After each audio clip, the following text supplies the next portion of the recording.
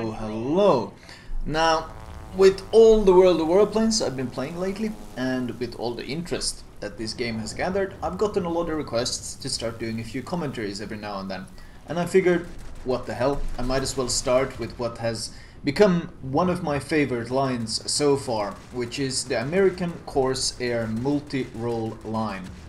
Now, first thing you might notice is how quickly my guns, bottom left, are overheating. You have four 20mm cannons, which do great damage. The burst damage is incredibly good, and if you burst fire, meaning you don't hold mouse 1 down like an idiot, you actually have pretty damn good sustained damage on these guns. The problem is, of course, they overheat very quickly, and if you get a bit too excited and you hold it down, then you're gonna have to wait. But the trade-off is, in my opinion, well worth it. Control the heat of the guns, and you got some excellent damage. The speed is also pretty damn good. It's significantly faster than, for example, the Yak-7, which is another plane that I quite like. And since it is a multi-role, you also carry ground targeting armament, which in this case means rockets. You can also use bombs, but I personally prefer rockets because they are more versatile, since you can also shoot down heavy enemy planes with those rockets, which makes life a lot easier. But as you can see, the 20mm cannons are also quite good at nailing ground targets, which of course means when you have to flip caps, and well, if you want to flip caps fast, it makes life a lot easier.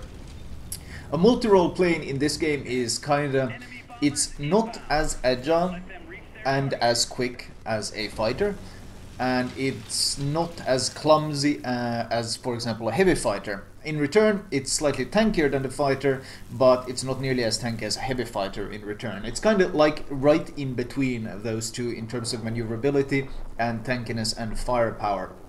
And it's called a multi-role because it's kind of a jack of all trades, which is why I really enjoy it. You're pretty damn good at everything. You're not the best at anything, but you're pretty damn good at everything, especially in this American Corsair. Now, we capped the side cap. It's very important that when you go to kill enemy planes, well, in this case I'm taking someone who I consider a big threat, which is a heavy fighter. Note that normally you should never go nose to nose versus a heavy fighter. The only reason I went nose to nose with that heavy fighter was because he had absolutely no health, so I knew I could burst him down very quickly. But most of the time, going nose to nose with a heavy fighter, you can recognize the heavy fighter by the two lines. You can see on the minimap, for example, you see those two diagonal lines. Those are heavy fighters. Now, if you go nose to nose with any of them and they're full HP, they're probably going to wreck you. They have much more health than you, they have much more firepower. You want to take them from the flank. I catch a fighter harassing my fighter, so of course that's my priority target. You always want to get people off the back of your teammates, because that frees up your teammates, and in return they can help you win the fight elsewhere. So if you have to prioritize targets, always go for the guy who's harassing your teammates, because you want to free them up. In order of priority, also you want to deal with fighters first. Fighters are the squishy, the agile ones. Burst down a fighter quickly, and once the fighter is down, then you can start focusing on other things like attack planes and multi-roles and so forth. You can see, of course, the sheer damage that this plane pumps out. You need to lead a fair amount since it's 20mm cannons, but it's well worth it. You might have noted that I was actually saving one of my rockets for a really long time, and that was in case I ran into any attack planes. But since there were no attack planes here, I just shot it off into the sky, because you only start reloading your rockets or bombs after you've used all of them. So that's why I wanted to get rid of them quickly, so I would start reloading them. You can see the timer at the bottom. That's how long it takes for my guns to reload.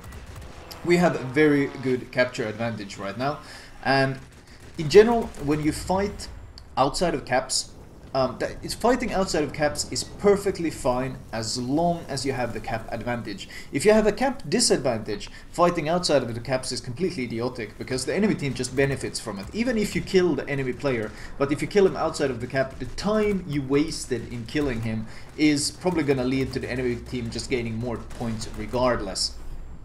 And okay, I gotta fight. Is that a fighter? Is he on me? Nope. Note the burst fire. Okay, actually he's diving towards me, so might as well hold it down. But in general, if they're avoiding and dodging, you kind of want to shoot this short burst and always... Oh, heavy fighter.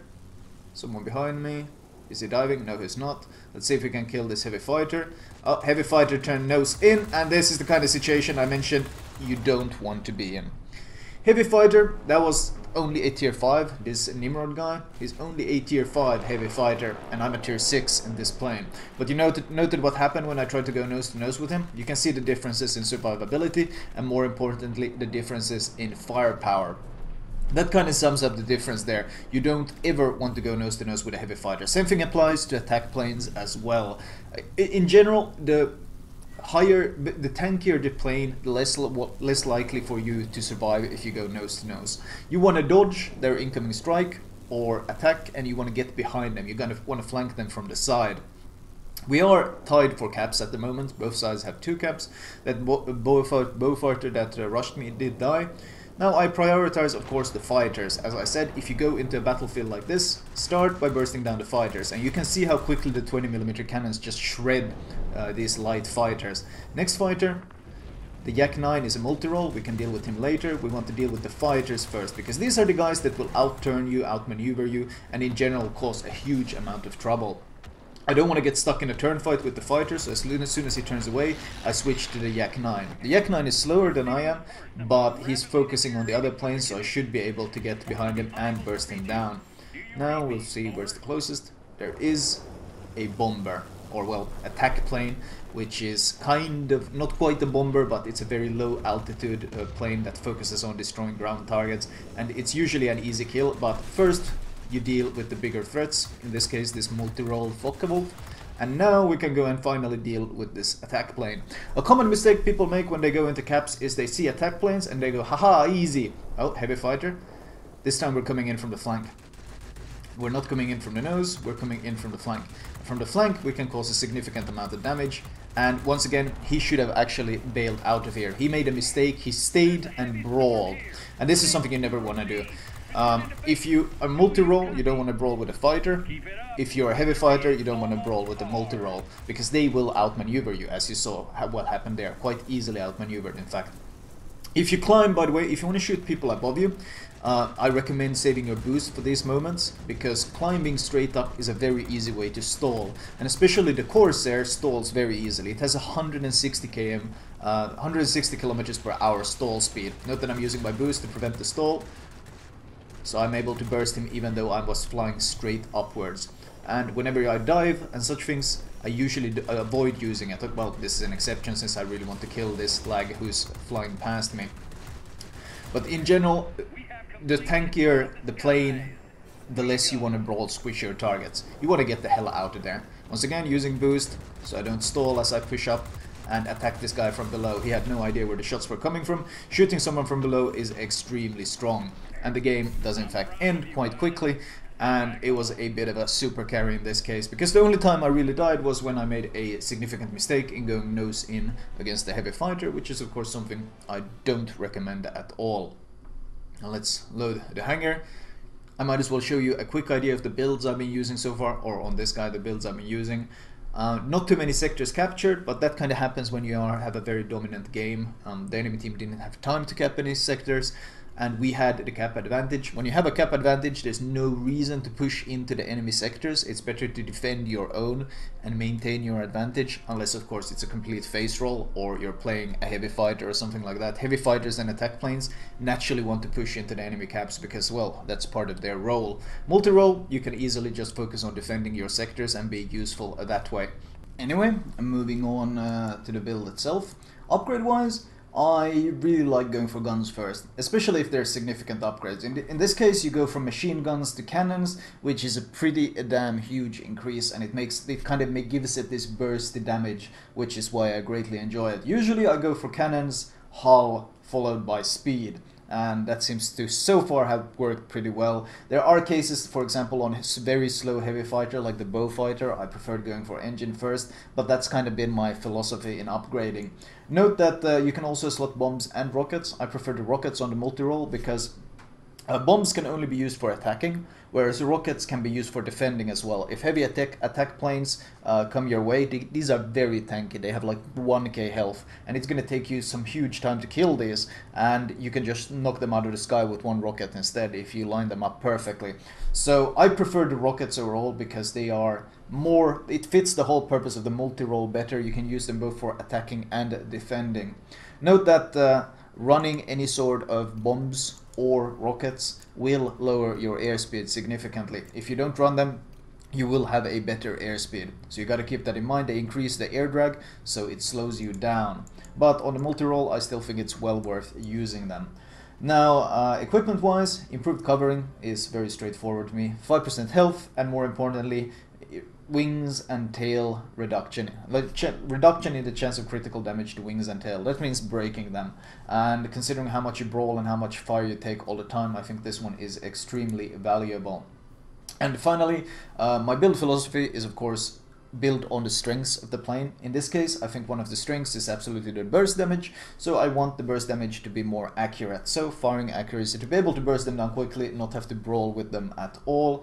And finally, self-sealing fuel tank. You're fighting a lot of light fighters, there's a lot of AA shooting at you when you're pushing into caps, there's a lot of HE and stuff exploding all around you, and reducing that chance of fire and the damage caused by it, if it does happen, by 50% is, in my opinion, absolutely massive.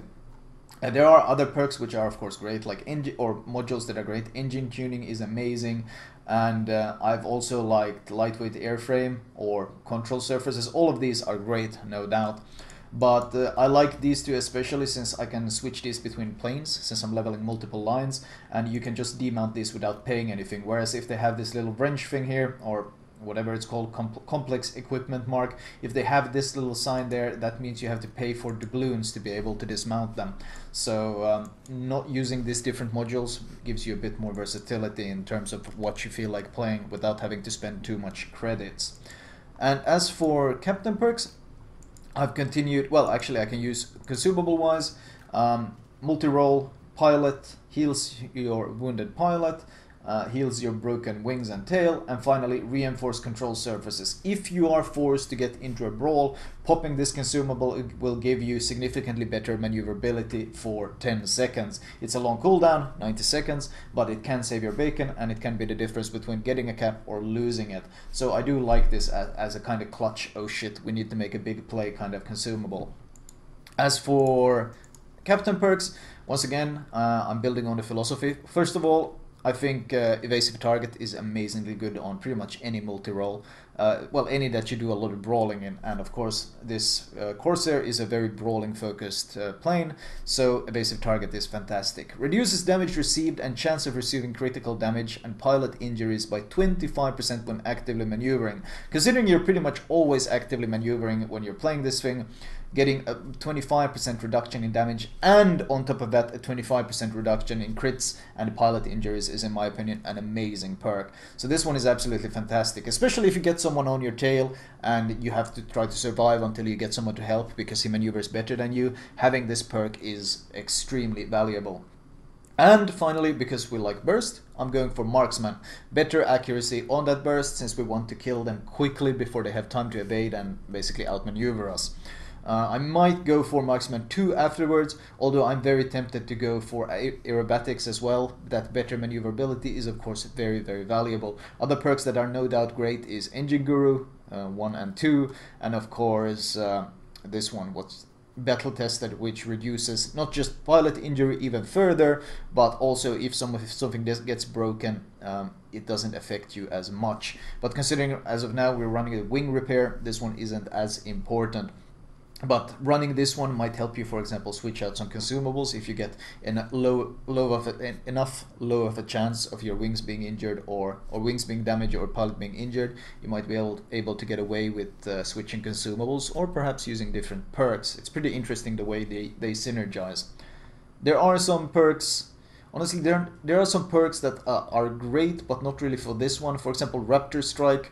This is more of a heavy fighter perk. It's fantastic if you're diving in and striking, but you're not really going to be doing too much of that in the Corsair because they don't deal that well with elevation. In fact, their optimal altitude is only 1.2k, and most of the time you're shooting at things above you, not below you, so not really that useful. But I will return with more in-depth both build guides, consumable build and captain perks guides, well, pilot perk guides, when I have more experience. I'm leveling multiple lines, so it's a learning process for, well, me and probably a lot of other people as well, because no one really has any experience in 2.0. Anyway, I hope you enjoyed this initial commentary. I will talk to you guys later, and I hope you have a good one.